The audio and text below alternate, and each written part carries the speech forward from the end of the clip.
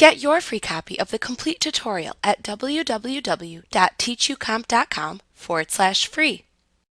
To determine how Photoshop Elements translates your Camera Raw file format, you can select the Calibration tab in the Settings panel at the right side of the Camera Raw dialog box. The current process version used for the selected Camera Raw file appears within the Process dropdown. The default value is to use the most recent setting.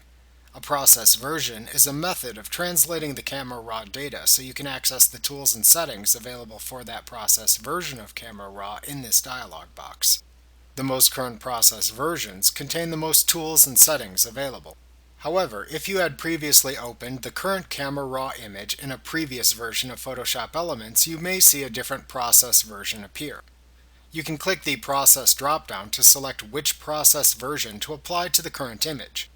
The most current process versions let you have the most improved and current tools available, but you can also select an older version if needed for your workflow or for consistency between the process settings applied to your Camera Raw files. Note that for process settings since version 3 2012, the highlights, shadows, and whites sliders within the Basic tab replace the previous recovery, fill light, and brightness sliders from previous versions. On the Detail tab, the color detail and color smoothness sliders have been added but remain disabled unless the color slider is adjusted. In addition, the luminance detail and luminance contrast sliders have been added but remain disabled unless the luminance setting is adjusted.